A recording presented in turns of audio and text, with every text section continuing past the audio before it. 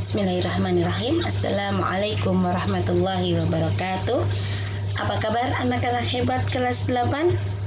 Alhamdulillah, mudah-mudahan kita semua tetap dalam lindungan Allah Subhanahu wa Ta'ala. Alhamdulillah juga kita bertemu kembali di pelajaran PKN untuk pertemuan 5 dan 6. Sebelum kita mulai belajar, sama-sama kita berdoa terlebih dahulu. Bismillahirrahmanirrahim. Rabbi zidni ilma warzuqni fahma. Ya Allah, tambahkanlah ilmuku dan pertinggilah kecerdasanku. Amin ya rabbal alamin. Anak-anak hebat kelas 8, terkadang bukan cita-cita kita yang terlalu tinggi, tapi lompatan kita yang terlalu pendek untuk meraihnya. Yuk lipat gandakan semangat dan usaha kita. Harapan itu masih ada. Salam bahagia. Yuk kita mulai pembahasan untuk di pertemuan 5 dan 6 ini. Kita mulai masuk ke bab 2, yaitu kedudukan dan fungsi Undang-Undang Dasar Negara Republik Indonesia tahun 1945 dalam sistem hukum nasional. Yang pertama kita membahas tentang makna Undang-Undang Dasar Negara Republik Indonesia tahun 1945 dalam sistem hukum nasional. Pengertian konstitusi. Dari bahasa Prancis, konstitusi yaitu constituer yang artinya membentuk. Dari kamus KBBI, konstitusi adalah segala ketentuan dan aturan tentang ketatanegaraan undang-undang dasar secara negara.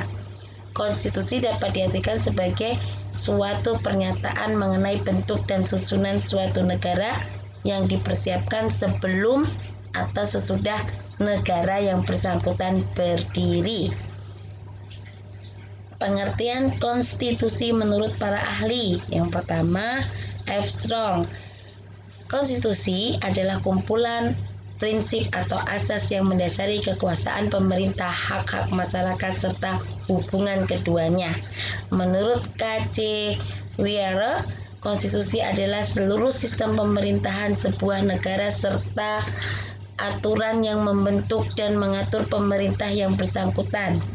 Menurut S.E. Wiener, Vernon Bangdanor, dan Bernard Ruden, konstitusi adalah kumpulan atau aturan atau norma yang mengatur alokasi kekuasaan atau fungsi dan kewajiban antara berbagai badan dan pejabat pemerintah serta hubungan antara berbagai badan dan pejabat pemerintah dengan rakyat.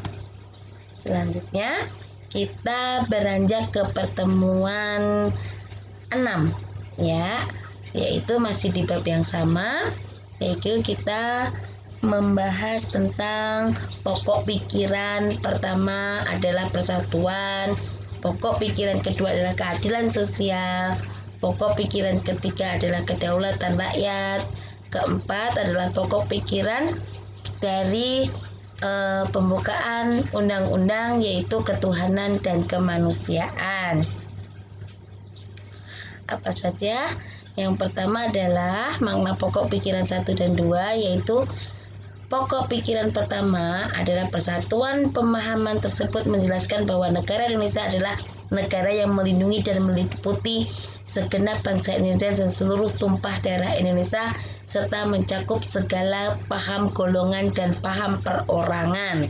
Selanjutnya, pokok pikiran kedua adalah keadilan sosial negara Indonesia yang hendak mewujudkan keadilan sosial bagi seluruh rakyat Indonesia.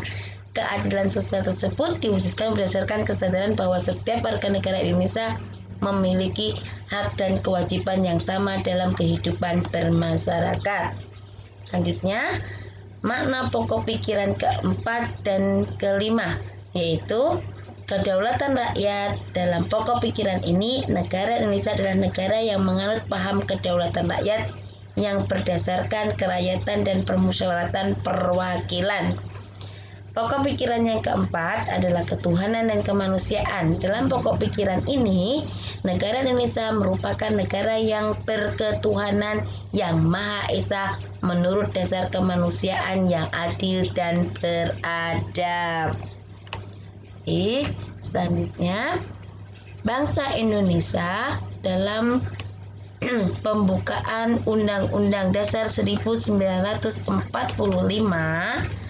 itu menyatakan mempunyai makna sebagai berikut. Yang pertama, menjadi sumber motivasi, aspirasi, serta tekad perjuangan bangsa Indonesia. Kedua, menjadi sumber cita, hukum, dan moral yang ditegakkan bagi dalam lingkup nasional maupun dunia. Mengandung nilai-nilai universal yang dijunjung tinggi oleh seluruh bangsa di dunia. Mengandung nilai-nilai yang mampu mengikuti dinamika masyarakat dan tetap menjadi landasan perjuangan bangsa dan negara Indonesia. Terima kasih untuk pertemuan 5 dan 6 ini. Ibu cukupkan sampai di sini. Mudah-mudahan kalian dapat memahami. Semua penjelasan lebih lengkapnya ada di modul ya. Silakan kalian download modulnya, kalian baca, dan lanjut ke forum diskusi dan tugas. Selamat mengerjakan. Salam bahagia.